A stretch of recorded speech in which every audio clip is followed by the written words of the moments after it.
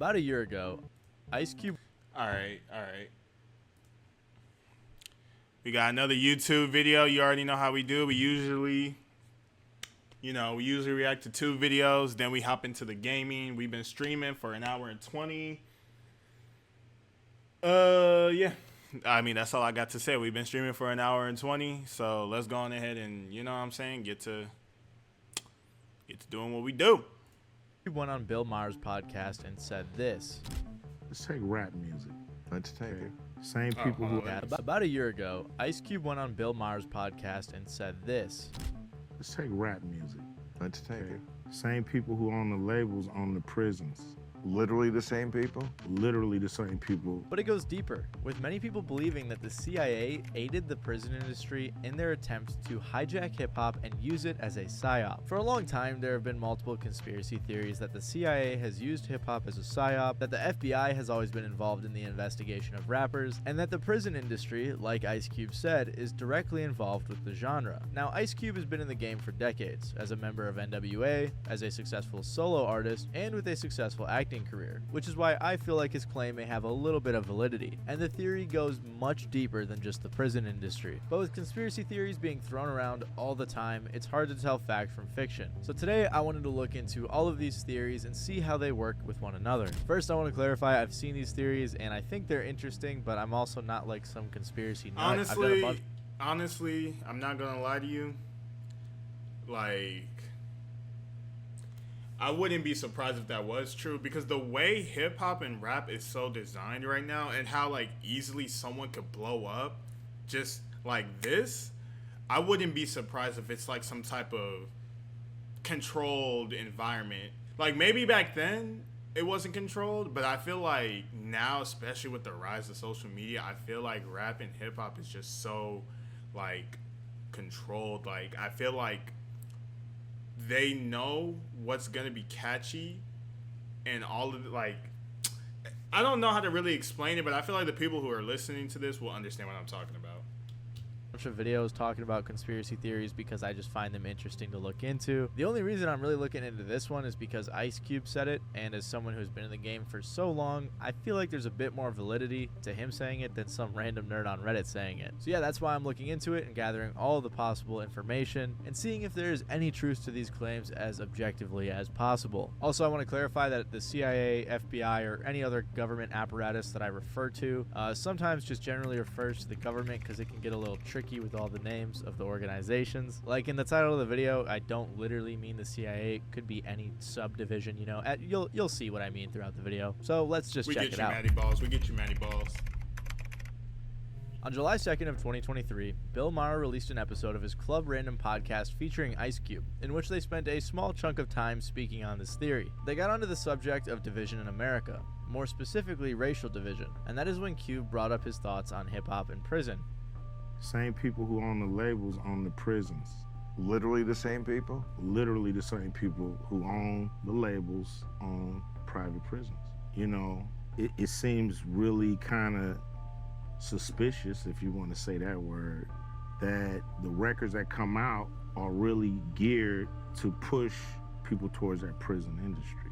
Bill pushed back a bit and said that the labels didn't make him write certain lyrics, to which Cube said, "They don't tell you what to write, but there are guardrails so certain songs, likely more provocative songs, get released, while maybe the more positive ones don't." You know, some records are made by committee, meaning record company guys sit around and tell the artists, this is hot, say that, do this. We're gonna have this guy write the lyrics. We're gonna have that. Cube said he felt like there was some social engineering going on to make sure the prisons stay full. He also went on to clarify that the people he said were running the labels and prisons weren't actually in charge like the CEOs, but that they have financial interest. So basically Cube is saying that they're trying to get these artists to say certain things so that people are influenced to commit more crimes, which in turn keeps the prisons full, which then gets the prisons to make more money. We know that this is at least possible because of multiple studies done that show how music can affect both your mood and your decision making, especially when you're younger and easier to influence. After being showed a clip of this, Dame Dash, the co-founder of Rockefeller Records, agreed with him as well. Being controlled by the label, you can this stop is right how they there, do Rob. it. What are your thoughts on what he's saying here? It's true. It's obvious. Now, Ice Cube only brought up the prison industry, but theories like this often tie into the idea that the CIA has been involved in hip-hop, with some even suggesting that they were involved in the inception of hip-hop, but I think that one's a bit too far-fetched. And even the rapper Burner said to Bootleg Kev that he believes the CIA has some sort of influence in hip-hop. I think there's people in our culture right now that cause a lot of trouble on the internet and with other celebrities. I believe they're working for the CIA. That's my honest opinion. I'm like, yo, I mean, because it's like, you gotta really think about it. It's like for an example, like, bro, like Sexy Red, like, that's just one example, but it's like, dude, like, a lot of this shit, and it's like, it sucks because it's only geared towards the black community, and it's just like, dude, like, this, see, that theory goes into the, like, they literally, all of this traces all back to just the black community as a whole. All of it, everything just traces back to the black community, and that's the craziest part. Literally the craziest part about it, bro. Literally the craziest part. Like, this guy is constantly trying to tempt people and throw people off their game and get them to say or do other things that might put them in jail. It's been an agenda against minorities for a long time. On top of that, Crazy Bone, a member of the group Bone Thugs and Harmony, said that he also believes the same thing that Ice Cube said. You really believe that's a thing? Man, yes, it could be. There's a lot of big corporations that have ownership in prisons. It's rich black people that got ownership in prisons. Right. They just don't go around bragging about it. That's one big move they don't go around bragging about.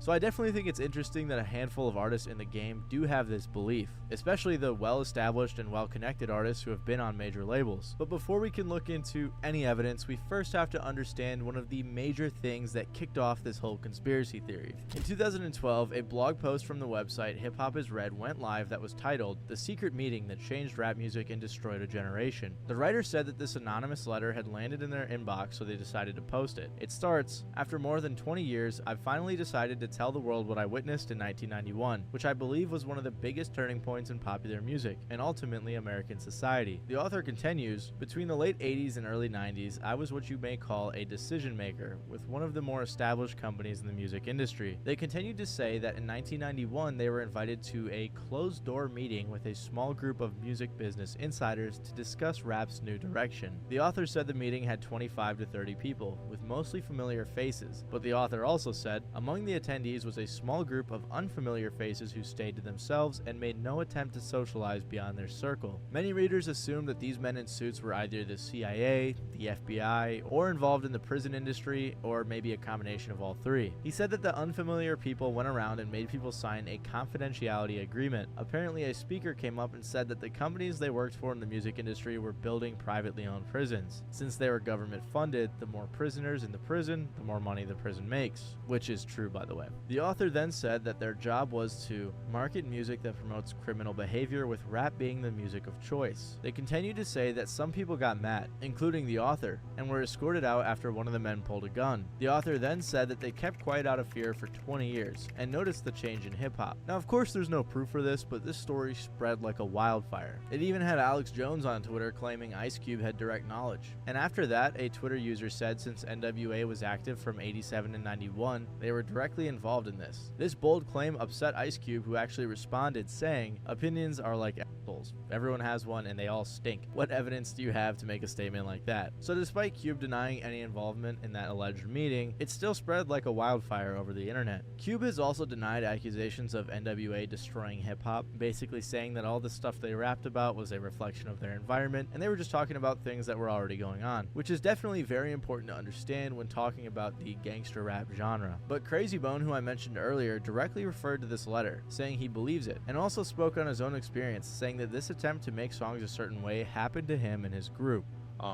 Have you ever been approached by any weird shit in the music industry, or in terms of that, like them trying to get y'all to, yeah, say this, do that, you know? Bro, you know what I'm saying? Like, what I tell people, you know what I'm saying, as far as music, I tell people this, you know what I'm saying? Like, we didn't come out like trying to glorify violence or none of that. We were led to believe this is your chance to tell your story. Right. They the ones with the cameras. They the ones glorified it. They the ones put it on TV and did this and did that, you know what I'm saying? Put it in front of them like. And I will say this testament from Crazy Bone is definitely interesting. The following year, a blog post went live titled, "Don't Believe the Hype, a counterpoint to the secret meeting that changed rap's story." One of the first points of this post was that he left a lot of breadcrumbs for someone who wanted to remain anonymous. Which was true. I skimmed over it when I read it, but when you're saying where you are from, your location history, and the fact that you're among 30 people in a room, it can't be too hard to narrow it down. The second point they brought up was that the story was emailed to Hip Hop is Red, rather than a bigger or much more credible blog site. And the third point they brought up is that gangster rap had been around before that meeting in 1991 and had already been spreading. Yeah. The author went into detail of gang. That's what I was thinking too. I was like, when they were saying that the NWA had ruined hip hop with the gangster rap, I was trying to think. I was like, I mean, to be fair, it wasn't called gangster rap, I guess, until NWA, but there was definitely rappers rapping about some gangster shit. Like, maybe not as hardcore as NWA, but they was definitely talking about how hard it was growing up and all that shit. So I'm like, that's why I was sitting there like, what? Gangster rap songs and artists that were already out. They also showed a graph of incarcerated Americans, which began spiking in the 80s and followed suit in the 90s. The author points out that the spike was not in the 90s, like it probably would have been had this secret meeting worked out the way they wanted it to. So this was a solid counter-argument, and so far there has been no evidence provided by either side. But before we can get to the evidence, I do think it's important to see if this is even in the realm of possibility. The short answer is yes, and I think that's pretty obvious. But there are some pretty crazy examples of US government entities doing similar things that I think will blow your mind when we cover them. With the first one being an example of a US government agency literally trying to use rap as a psyop. USAID, or the United States Agency for International Development, tried to use Cuban hip-hop to undermine the president at the time, Raul Castro. According to The Guardian, the idea was to use Cuba's rappers to break the information blockade and build a network of young people seeking social change to spark a youth movement against the government of President Raul Castro. They first started recruiting musicians for projects disguised as cultural initiatives, but really aimed at boosting their visibility and stoking a movement of fans to challenge the government. USAID also paid $15,000 to underwrite an arts and music festival. Their secret aim was to seed the minds of festival organizers with new ideas and persuade them to send high-impact messages to the audience. Of course, this whole time, USAID was using contractors, so it wasn't directly linked to them. However, this attempt ended up being a dumpster fire, as many people involved were caught by the Cuban government, which led to many musicians leaving the country out of fear, and a festival being shut down after the Cuban government linked it to USAID, or at least they suspected some US government agency was behind it. So I think the fact that the US government has literally tried this in other countries doesn't make it so far-fetched to happen here. It also means my title isn't too baity because the US government has literally tried to use rap as a psyop. However, I think their failures are important to keep in mind. The CIA has also been known to use other genres to influence others in an attempt to achieve their goals. For example, the CIA created two divisions called the Propaganda Assets Inventory and the International Organizations Division. One time they funded a Russian composer named Nicholas Nabokov to mount exhibitions, stage concerts, and sponsor anti-communist activity to combat the appeal of communism in Europe. And there were other artists they hired to fight communism with songs. This is why there is a theory that the Scorpion song Wind of Change was actually sponsored by the CIA, because it was an anthem to the end of the Cold War. The CIA also got their hands on jazz, and actually sponsored Louis Armstrong tours in Europe and Africa. Dizzy Gillespie joined the first State Department organized tour in 1956, and the white jazz pianist Dave Brubeck went on a 12-concert tour of the U.S. This actually isn't that surprising because from what I know, and it's very little knowledge, obviously, but from what I know, I heard, like, music is more on, like not to get too religious on it, because, again, I'm very, like, ignorant on this subject, I guess you could say, but music, I heard, is, like, really powerful. Like, this, like, music is, like, one of those things that I heard can really change, like, the whole, like, dynamic. That's why, like, people always say, like, music is, like, probably the most powerful art form, because it could really, like, it could really hypnotize people into doing things. So, I honestly don't think that this is too far-fetched, to be honest. USSR in 1985. So on top of them using musicians to spread their propaganda, they've also been known to aid in the production of movies like Animal Farm, which I'm sure most of you have read and probably know it's very anti-communist. The CIA has even been known to fund movies or influence directors to make them look cool, and it worked. I mean, I remember being a kid thinking the CIA was super cool. So not only have government entities used rap, but they have regularly used other genres to influence others in their favor. On top of all of this, the US government has also been known to use their agencies to investigate and discredit black artists. It all started with the FBI's counterintelligence program, or COINTELPRO. COINTELPRO had a lot of objectives, according to PS Mag, to expose, disrupt, misdirect, discredit, or otherwise neutralize subversive political groups. Though the program targeted many different progressive movements, it spent most of its energy attempting to suppress black civil rights groups and prominent black figures with connections to civil rights groups, however small. COINTELPRO infamously sent Martin Luther King Jr. a letter in 1964 encouraging him to commit suicide. And all of this is true, by the way, which is absolutely crazy. I know it sounds like fiction or conspiracy theory, but all of it actually happened and has been declassified or investigated or whatever. And it wasn't just politicians. Damn, that shit is crazy to me. I don't want to get on a rant and get too preachy, but that's why, like sometimes I really do think about, like, just being black is just so crazy, man. Like, it's just so crazy, man. Like, being black is just crazy to me, dude. And I'm not saying a bad thing. Like, obviously, I love being black. I love, my race and all that. But I'm saying, like, just the things that people before me, my ancestors have gone through, it's just like, wow. It's such a mind opener, because it's just like, it just makes me think, if I ever have kids one day, they'll have to go through this. Then they have kids, they'll have to go through this. And it's like, damn, bro. It's like, wow. It's just insane, man. Like, it's just insane. I don't know. Civil rights activists. It was also musicians who had similar ideologies. Jazz pianist Nat King Cole was investigated, Duke Ellington was investigated, Jimi Hendrix was investigated, and many others were too. There also was, of course, the very popular instance where the FBI sent a letter to NWA's label after their song F the Police was released. They have also thoroughly investigated rappers like Tupac, Eazy-E, Biggie, and the Wu-Tang Clan. So we know that the US government has tried to use rap as a psyop in other countries. We know that the CIA has used other genres to fight against communism, and that the FBI and other groups have thoroughly been involved with black musicians throughout the history of the United States. And while all of this definitely means that Ice Cube's theories and the other theories could be true, is there actually any evidence that the prison industry and the CIA are trying to use rap as a psyop to get more people incarcerated? Well, we have to dig a bit deeper. This is where the theory tends to get a little spotty. When people bring up this theory, their main point is that the three major labels, Warner Records, Sony Music Group, and Universal Music Group, are associated with the two largest private prison companies, CoreCivic and GEO Group. These two companies own the most private prisons in the United States out of any other companies. So how are they connected? Well, their largest shareholders are the investment firms BlackRock and Vanguard. And this is mostly true, not just something alleged by theorists. BlackRock and Vanguard have the most shares of GEO.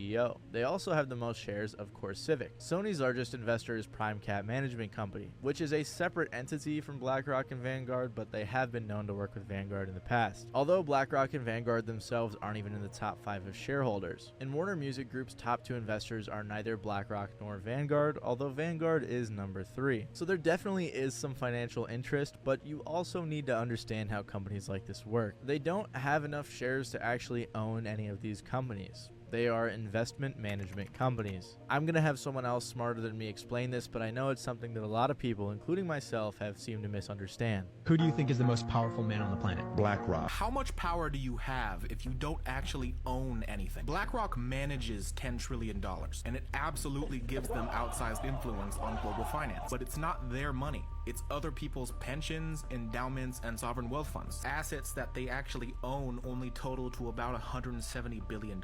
Warren Buffett's Berkshire Hathaway owns $1 trillion. Owns. Not manages. Of course, maybe there are some shady people with financial interest behind the scenes, but this just isn't enough evidence. And I don't think the BlackRock and Vanguard example is enough either, because they are the top shareholders of so many companies, so it isn't like it's just some freak coincidence. Another piece of evidence I've seen brought up by many people who believe this was an excerpt from an article written by the rapper Homeboy Sandman called Jailhouse Rock: The Facts About Hip Hop and Prison for Profit. The article was also written in 2013, around the time that this theory had been circulating the internet. Sandman said, "Last year, Corrections Corporation of America, which is now CoreCivic, the company I just mentioned earlier, the biggest name in the private prison industry, contacted 48 states offering to buy their prisons. One stipulation of eligibility for the deal was particularly bizarre: an assurance by the agency partner that the agency has sufficient inmate population to maintain a minimum 90% occupancy rate over the term of the contract." 2 months later, an anonymous email was sent out to various members of the music and publishing industries, giving an account of a meeting where it was determined that hip-hop music would be manipulated to drive up privatized prison profits. Sandman also started off the article by saying, "This is not my opinion." So basically though, he cited the letter that doesn't have much proof and backed most of this up by claiming that BlackRock and Vanguard own most of these companies. He was right, however, about the letter guaranteeing a 90% occupancy rate, which upset a lot of people when that happened, because if we're being honest, that's not the best mindset for prisons to have. Sandman mixed a lot of true things about that's what I was about to say too. I'm like, dude, there's life a trip. Like, life is honestly just, life's just such a trip, bro.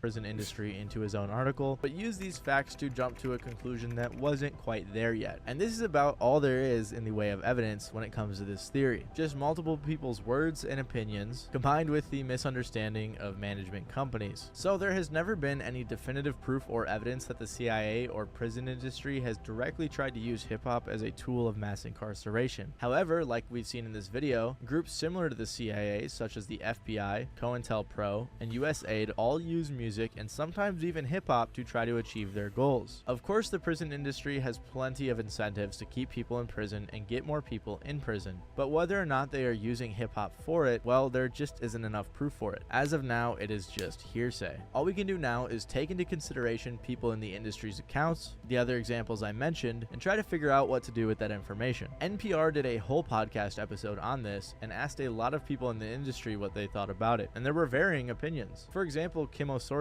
said, "There's truth in it, right? And that I believe that there was an agenda. I don't know how effective it was, but someone had a meeting somewhere. I think politics and finance is at the core of so much of what's happening in the world in general, not just in hip-hop. So I would be remiss to say that I didn't think there was any sort of agenda." Mick Jenkins, a really good rapper by the way, you should check him out, had similar views. Well, on the other hand, Regina Bradley and Taxstone thought that it was a bit more far-fetched. So I do think it's interesting that so many different people in the music industry in different places and positions and experience have varying takes on this, with some people thinking that it's possible. Rodney Carmichael from NPR had a solid take with the theory when he said, "Here's my biggest issue with the letter. It's that it ultimately pins the world's largest prison population on hip-hop, our music, our culture, our so-called pathology." Yeah, and that's another thing too. That's exactly what I was about to say. No, I'm just kidding. But not for real. Like, that's exactly what I was just thinking. It's like, bro, like, they're making it seem like hip hop was the main focus for all of the prison population and all that. And it's like, I mean, I ain't gonna say it didn't contribute, but I ain't gonna say like we the main problem. Like, the fuck? Like, oh my gosh. Now sure, it blames white label heads for the industry's blaxploitation of rap, but ultimately it makes us black and brown folks the scapegoat. And I can agree that my main issue for this theory is that it does pin at least part of the prison population on hip-hop, when in reality, if they are trying to keep more people in prison, I'm sure there are much more effective ways that are already being implemented to do it. But who knows, maybe one day the CIA will declassify a bunch of documents and we will finally learn the truth about this whole theory. After being asked about it by NPR, I think Killer Mike said it best when he said, "So can I believe that conspiracy is true? Yeah. So it's not if I can believe it or not. The question is though, now what are we gonna do about it?" I 100% agree. What are you gonna do about it?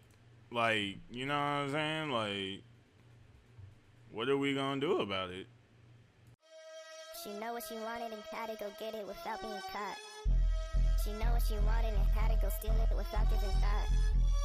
She know what she wanted and she know what she wanted and she know what she wanted and had to go get it without being caught. Kiss that, kiss that, kiss that. Don't forget that. Kiss that, Hiss that. Hiss that. Hiss that. Hiss on the road. Hiss that.